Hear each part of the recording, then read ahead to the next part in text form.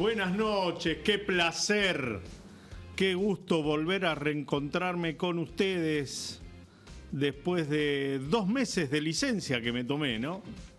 En este lugar. En otros lugares tuve que seguir trabajando, de algo tenemos que vivir, pero desde que me fui en diciembre del año pasado a este febrero, lo único que notamos es que ya hay olor a desocupación. La gente no está ya preocupada por la inflación, sigue preocupada por la inseguridad, pero lo que más le molesta es aquellos que tienen un trabajo formal o informal, es qué va a pasar de ellos el mes que viene. Lo que sucedió en FATE fue la explosión de diferentes implosiones que se venían dando. Y ahora estamos en una carrera. ¿Qué llega primero? ¿La confirmación del desastre o el augurio, el repunte del proceso económico? No hay plan, porque esto de que tenemos la tercera fase, la cuarta fase es una mentira. No hay plan. Vamos viendo. Tenemos un relato, sí, igual que el kirchnerismo tenía su relato. ¿Vale la pena seguir yendo de un relato a otro sin moldear un proyecto de país? ¿Tenemos que atravesar esta destrucción creativa? Para mí no, porque además, como me lo dijo muy bien un secretario general de uno de los gremios más importantes de la región, ayer que fui a tomar un café con él, las nuevas fuerzas laborales tienen en su matricería, en su gen, distintas necesidades y también distintos horizontes de lo que tenían nuestros padres o nosotros mismos. Me los considero trabajadores de cristal, que si no tienen todas las condiciones básicas, indispensables, prefieren no trabajar. Cuando ellos mismos, que eran sus antecesores en esa línea de trabajo, con tal del que el producto salga, hacían cualquier cosa, porque estaban obligados a esforzarse, porque no tenían nada atrás.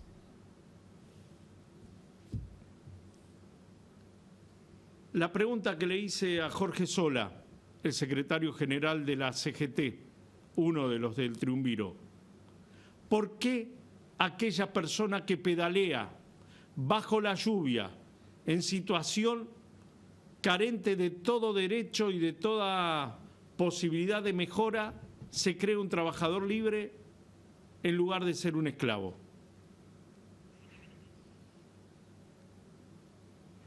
¿Cómo podemos hacer trabajar a una generación que no se educó correctamente, que no tiene ejemplos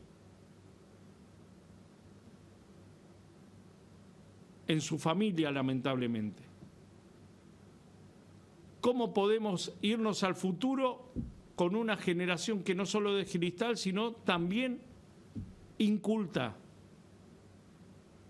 no educada? ¿Lo estamos viendo en estos 2 años? No, lo estamos viendo hace muchos años. Por eso mi debate. ¿Tenemos que seguir discutiendo relatos? Mi amigo personal, Joaquín de la Torre, me ayuda a pensar. Gracias por venir. Gracias a vos, Ale, por invitarme nuevamente. Dejaste de ser senador, ya estás libre. Cumpliendo lo que te dije.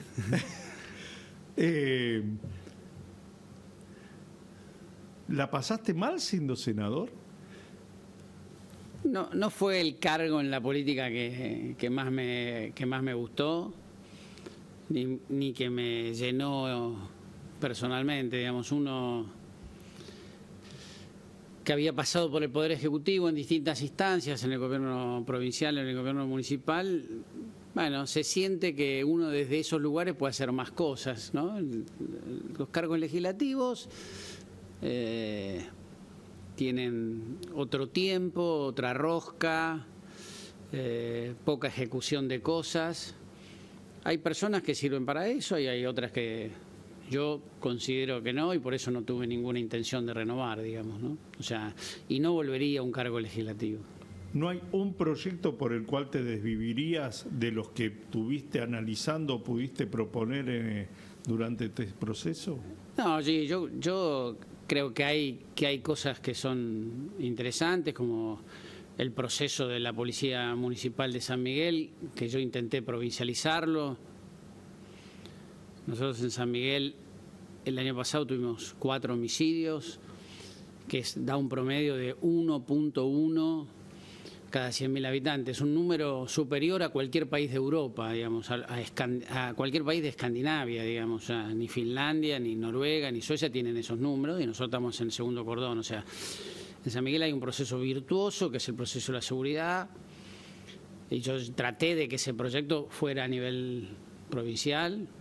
Y después hay otro proyecto, 2 proyectos más que a mí me interesan. El otro tenía que ver con volver a federalizar en la lucha contra la droga. Yo creo que tener cortado en 2 procesos la lucha contra la droga favorece a la no persecución de los proveedores de la droga del conurbano. Basta de narcomenudeo, es decir, Sí. che, 5 gramos, 5 kilos es lo mismo. Es que si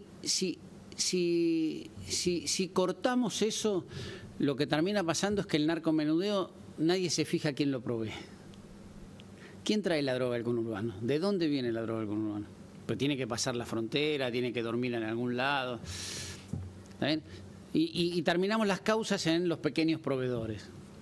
A eso hay que volver a federalizarlo. Es una concesión demasiado generosa en su momento. Pero sirvió para administrar también esa situación. Sirve para administrar, por supuesto, pero no para combatir. Y el tercer proyecto es un proyecto que tiene que ver con lo que terminó pasando el año pasado, que espero que no sea excepción, que es el desdoblamiento de las elecciones de Provincia de Buenos Aires respecto a lo nacional. Yo creo que eso vino y tiene que quedarse definitivamente. Y los resultados muestran que la gente votó 2 cosas distintas porque eran 2 elecciones distintas. Los grandes ganadores del año pasado fueron los intendentes y Milei, ¿no? ¿Quién ganó en la provincia de Buenos Aires? Los intendentes, que en su mayoría escandalosa ratificaron sus territorios, y Milei ganó. Bueno, ¿y eso con el sistema anterior hubiera pasado así? No hubiera pasado. Hubiera habido un arrastre de abajo para arriba, de arriba para abajo, y entonces hubieran ganado personas que la gente no quería que gane y hubieran perdido personas que la gente no quería que pierda. Con la elección separada, un momento unos votan una cosa y en otro momento votan otra. Así que esperemos que a Kicillof no recuerde que el año pasado fue un defensor del desdoblamiento y lo mantenga en la próxima elección, ¿no? Sabés que eso va a obturar su candidatura presidencial, porque cindido de la atracción de los intendentes, tal cual decía Cristina Fernández de Kirchner en aquel momento, perdieron la elección nacional. Va a depender de él. Si él es un buen candidato, no necesita el arrastre de los de abajo, digamos. Si él es un mal candidato, va a perder. Y va a perder, pero no porque no tiene a los intendentes apoyándolo, sino porque es un mal candidato. ¿Está bien? Blanco, negro, negro. La gente tiene el derecho y hay que ayudarla a que pueda votar lo que quiere sin tener que estar cortando boleta ni haciendo malabares ni actividades prácticas del colegio primario. Nunca hablamos la entrevista, pero recién te estaba viendo la televisión y cuando viste el episodio donde un reportero gráfico del Canal América es sacudido y le pegó el efectivo de la Policía Federal, vos dijiste, esta gente no se cansa de tirarse tiros en los pies. Lo Sí. venís diciendo hace mucho tiempo en privado, ahora lo dijiste en privado y yo te escracho. Yo creo que el gobierno tiene 3 fortalezas, ya las he mencionado: su lucha contra la inflación, la imagen del presidente y el desastre de la oposición. O sea, tiene condiciones muy favorables. Y no ha tenido ninguna de las plagas, de las 7 plagas, digamos, porque no tuvo ni la sequía en China, ni el agua en México, no, nada de esas cosas pasaron. O sea, tiene ventajas considerables. Y la gente que quiere acompañar. Sin embargo, cada 2 o 3 meses se autotiran tiros. Acá tenían una situación bastante desfavorable, que era: unos locos se habían metido en el Congreso violando normas de seguridad, había que agarrarlos, meterlos presos, llevarlos, que el juez decida o el fiscal decida si tenían que estar 1 día, 2 días, 3 horas, 4 horas presos y nada más. Y los periodistas estaban filmando ese momento.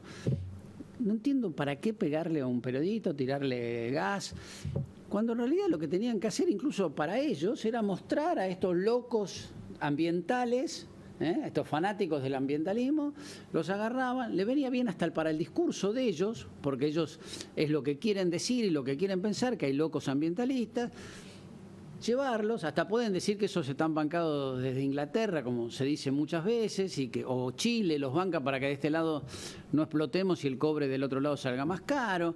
Un montón de cosas que podían decir, un discurso atinado. Atinado, un discurso atinado.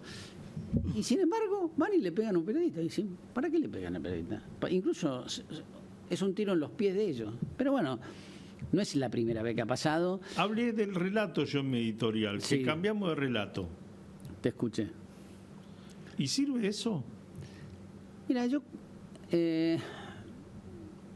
lo primero que me parece que hay que poner blanco sobre negro es: yo no le tengo que demostrar a nadie que quiero que a este gobierno le vaya bien. Yo creo que ya he puesto mi cuero para que esto suceda. No soy parte del gobierno, pero he mostrado que quiero que le vaya bien. Ahora, si cada vez que alguien hace una pequeña crítica del gobierno es entendido como que uno es un enemigo, el gobierno no se está perdiendo las oportunidades de rectificar algunas cuestiones. Yo no creo que Roca piense o quiera que al gobierno le vaya mal. Yo no creo. El presidente de Techín. El presidente de Techín. No creo de ninguna manera que eso sea así. No lo fue nunca en la historia. No lo tiene por qué ser ahora. Ahora, poner a competir a las empresas argentinas con una carga de costo laboral y una carga impositiva contra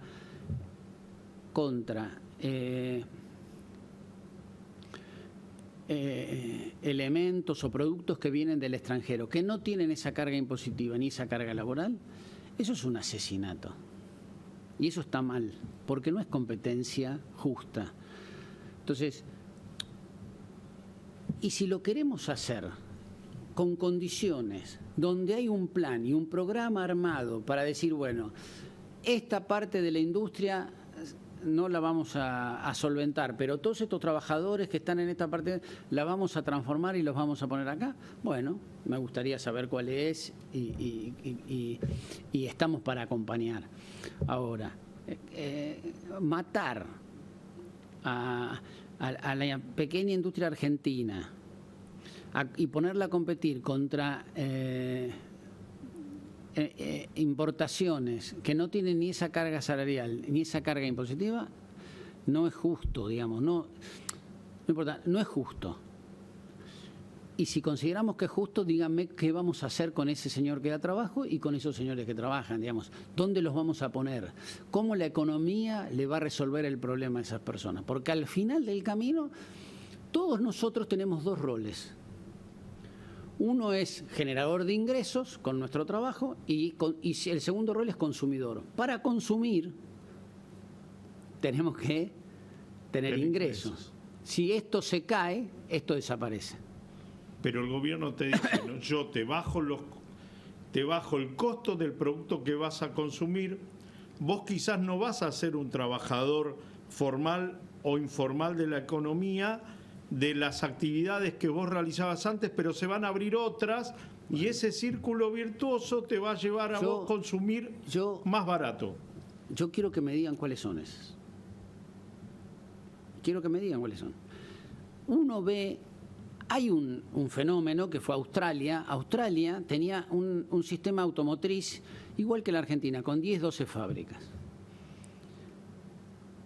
Decidieron poner a competir a las fábricas automotrices con el auto importado. ¿Qué pasó? El auto importado entraba a mitad de precio que el que se producía en Australia. Con lo cual pasó a haber mucha más gente que tenía auto, porque el auto era mucho más barato. Al haber más gente que tenía auto, hubo el doble de concesionarias de auto, hubo el doble de talleres mecánicos, el doble de vendedores de autopartes. O sea, al final del camino, después de 10 años, hay más gente trabajando en la industria, en el sistema automotriz de Australia que antes. ¿Está bien? Y hay el doble de gente que tiene auto que antes. Ahora, fueron 10 años y fueron $1.000 millones. Y hubo un plan, un programa de decir, bueno, esto va a pasar, lo vamos a hacer de esta manera y vamos a generar de esta manera más cantidad de trabajo. Entonces, y mientras tanto va a haber $1.000 millones del gobierno para ir sosteniendo el consumo y el proceso de cambio de un lugar al otro. Bueno, ¿sirvió a Australia eso? Sí, le sirvió. ¿Le sirvió al vecino australiano eso? Sí, le sirvió. Pero hubo un programa, un cómo y una inversión. Pero ahí solamente se destruyó la industria automotriz preexistente. Una inversión. Hoy no sucede eso.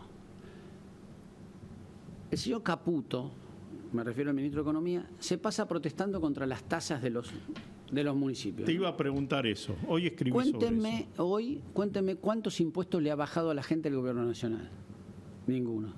Pero le voy a contar algo que por ahí la gente no sabe. Cuando entra algo de estas plataformas chinas que venden ropa o no sé, venden cosas y le traen o de la norteamericana, el gobierno nacional cobra 30 y pico, 40% de impuestos. Pero el gobierno municipal no cobra tasa sobre eso. Con lo cual, estamos logrando una injusticia que es que el que trabaja, el que produce en cualquiera de nuestros territorios, paga una tasa de seguridad y higiene. Pero lo importado no paga tasa. ¿Está bien? Cuando en realidad... Paga una tasa nacional. Paga impuesto nacional, pero este también paga impuesto nacional. Pero, ¿está bien? Entonces, eso que está entrando en ventaja respecto al que produce acá. Entonces yo lo que le diría al gobierno nacional, dame el 1% de la municipalidad, dame el 1% mío y yo les bajo la tasa al que produce en la Argentina, pero déjame cobrarle lo que vos permitís importar, a lo que vos ya le estás cobrando. El gobierno nacional cobra los mismos impuestos que antes. ¿Vos crees que este discurso... No cobra menos impuestos que antes? Ayer Manuel Adorni sacó la... Quiero que le vaya bien al gobierno. No soy crítico, me he mantenido en silencio, he puesto mi cuero en esto. Lo que estoy diciéndole al gobierno nacional es para tratar de ayudarlo. Ojo, ordénense. Que tener razón en un tiempo inoportuno es dejar de tener razón. Ellos me pueden convencer a mí que su proceso económico es virtuoso, pero si esa virtud no se produce y la gente no la permite antes de la próxima elección, volvemos para atrás. ¿Qué es volver para atrás? Si hoy el peronismo no existe y se está desintegrado, ya fue. El kirchnerismo está preso en San José 11. Al final del camino, el 21 de agosto dije en esta misma silla, antes de la elección de septiembre, que la que venía iba a ser la última que ganaba el septiembre. Sí. Y pasó eso. Sí, y Kicillof se va transformando en bandor para muchos kirchneristas. Yo te voy a decir una cosa. Al final del camino, toda elección se define por dos variables. Una es de qué se habla en la elección. En la de septiembre se habló de los discapacitados, ganó el kirchnerismo. En la de octubre se habló de economía, ganó Milei. Y la segunda variable es cuál es la oferta. Yo puedo pensar que el kirchnerismo es muy malo. Pero si a mí me hace más daño este gobierno al final del camino, por más que el kirchnerismo sea malo, va a renacer. O va a ser otra cosa distinta, pero va a haber otra cosa. Entonces, el gobierno tiene que aceptar las críticas hechas con buena leche y revisar alguna de sus cosas. El proceso puede ser virtuoso, pero si no tiene efectos virtuosos que muestren que es virtuoso, a tiempo deja de ser virtuoso. En ese mismo lugar, en el 2017 o principios de 2018, Jorge Giacobbe, hijo, me alertaba que Macri tenía que dejarle el lugar a María Eugenia Vidal porque el proceso con Macri a la cabeza ya se estaba empezando a desgastar. No sé si es la misma situación la que vos estás describiendo. Ahora, entre oferta electoral, entre proceso económico y entre tensión social que va a haber indiscutiblemente, porque cuanto más despidos, más personas ansiosas hay, y un tema que no se resolvió en nuestros barrios, que es el tema de la droga, que es un segundo estado en muchos lugares. Esta advertencia tuya, yo no le veo un correlato de, hoy no veo nada enfrente de Milei. Un año y medio antes de la elección pasada, tampoco existía Milei. No es un problema ese. Malamud dice, de los últimos 18 presidentes que ganaron elecciones en Argentina, lo dijo acá en este programa, en Latinoamérica, 17 no existían un año y medio antes. Ese proceso puede seguir sucediendo, digamos. Hoy no es un problema eso.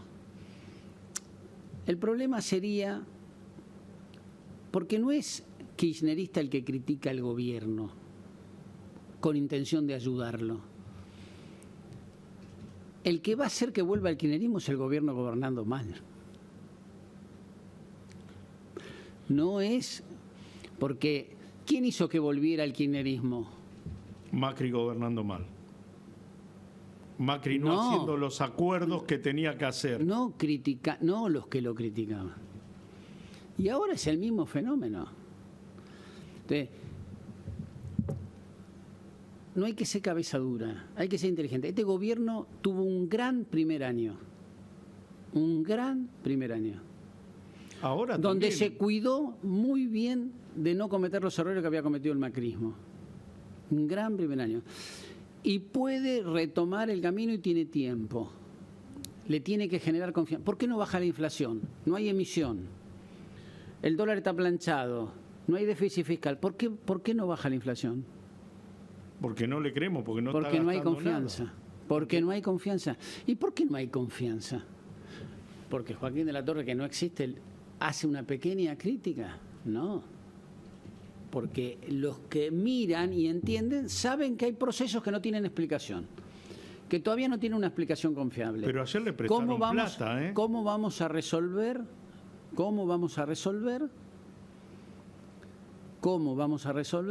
el tema de la producción y del trabajo? ¿Cómo le vamos a resolver a los argentinos el tema de la producción y el trabajo? ¿Hay alguna respuesta para eso? Yo creo que los especialistas la tienen y la pueden hacer. Hoy no la veo, no la escucho. Yo no la escucho. Pero yo no la escucho. Y hay personas que se repiten que todas las veces anteriores les fue mal. Entonces vos decís, pero cuando estuvo este señor no fue mal. ¿Por qué va a salir bien ahora? Cuénteme algo distinto que me va a producir algo distinto. La Argentina tenía un modelo agotado, político, la casta. que no eran solamente políticos, es verdad que habían También estábamos nosotros en la sí, carta, empresarios, sindicalistas, todo. Ahora, la gran ley de reforma laboral que se va a votar terminar de votar en estos días, le cuidó la casta a los sindicatos, la casta a los bancos y la casta a los supermercados.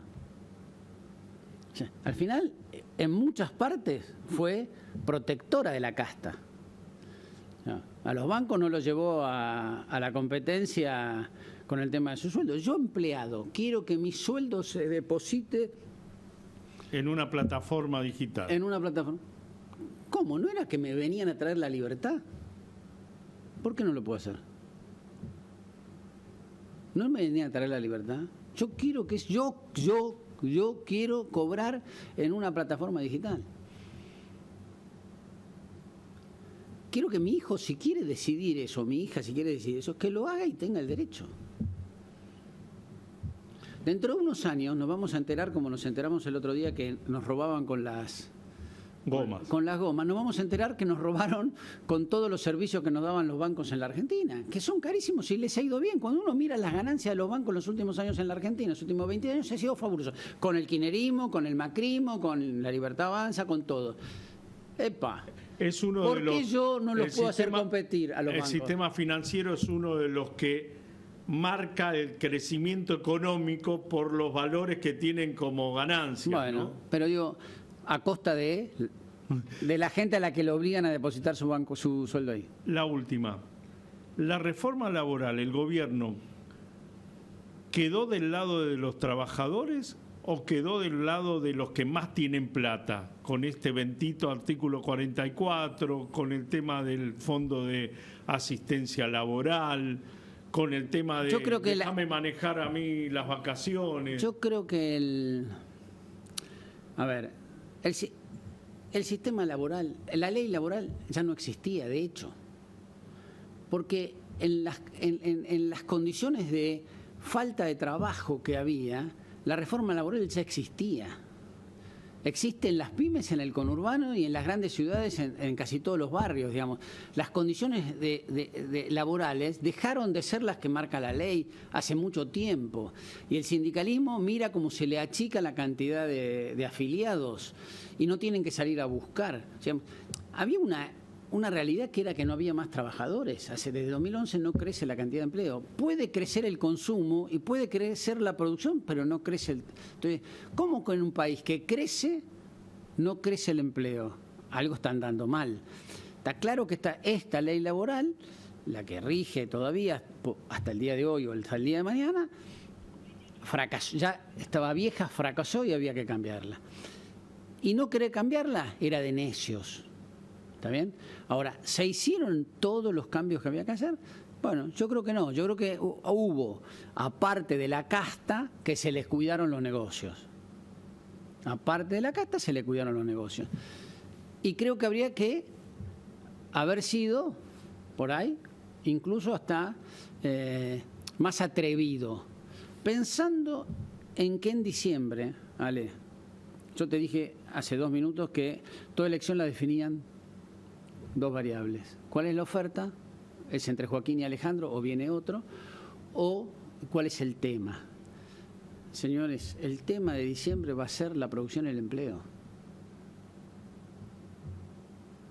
Y el gobierno tiene que empezar a tener en su agenda cómo le va a dar respuesta a eso. Si no, no va a ser que el kirchnerismo va a ganar por malo o la izquierda va a ganar por malo o va a venir un señor malo y les va a ganar. Va a ser por no haberle dado respuesta al tema que va a ser el eje de la campaña. Me peleo conmigo mismo porque ya se me va el tiempo, pero ¿hay ámbito para discutir estas cosas en los que quieren que le vaya bien al gobierno? No sé. No tengo ni idea. Cuando vos lo expresás, ¿qué te dicen? No, yo no paso de un chat diciéndole las cosas, digamos. Para resolver el artículo 44, yo decía, hay 2 variables. Una es firmar una ley, votando la ley como estaba, pero firmando un proyecto de ley de todos, comprometiéndose a modificar el artículo para que no vuelva al Senado. Salvo que vuelva al Senado sea bueno porque se termine de romper el kirchnerismo. Bueno, volvió al Senado y se terminó de romper el kirchnerismo, con lo cual algún beneficio hubo de volver, digamos, ¿no? O sea, se hizo mal las cosas, pero al final le terminaron saliendo bien porque se terminó de romper el bloque de Cristina, digamos. Entonces, desde el punto de vista político hubo algún rédito, si querés, pero todo lo que pasó fue una torpeza, no es que lo hicieron por eso. Terminaron teniendo un beneficio por eso, pero digo, tenían que 2 leyes, la del presupuesto. Ahí necesitaban ellos, por un tema de déficit fiscal, que entraran las cuestiones de las universidades y alguna otra cosa más, y la emergencia de la salud pública, para eliminar eso que les generaba más gasto. No lo pudieron aprobar. La ley de curso de trabajo, pusieron un artículo por la ventana, casi les hace un lío enorme, que además políticamente en la opinión pública eso de las enfermedades le terminó generando un costo que era innecesario. Y no terminaron pegándole a la verdadera casta de la ley, porque los bancos se quedaron con los beneficios, los sindicatos se quedaron con los beneficios y los supermercados se quedaron con los beneficios. Joaquín, gracias. No, gracias a vos. Por este tiempo. Gracias por la invitación. Un instante, continuamos con Sentido Común.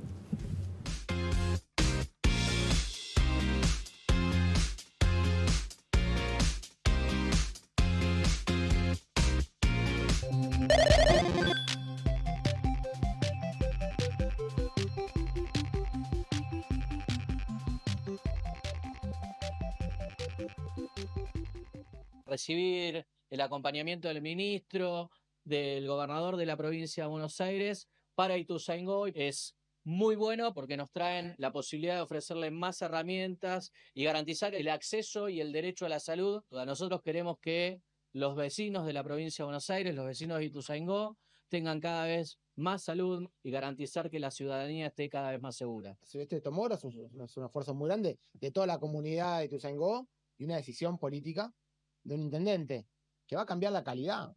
Uno piensa el tiempo y la comodidad de los vecinos para poder acceder a diagnósticos oportunamente, poder hacer los tratamientos como corresponden. También en 2 ambulancias que son claves para el trabajo de lo prehospitalario. En momentos donde escasean los recursos, me parece que tanto la provincia como el municipio tienen bien claras las prioridades: la salud, la educación, la seguridad, bueno, que podamos vivir en comunidad y mejor. Telemedicina Lomas, la nueva plataforma virtual de salud para poder hacer consultas online de pediatría, medicina clínica y familiar. Ingresá a la web telemedicina.lomasdezamora.gov.ar.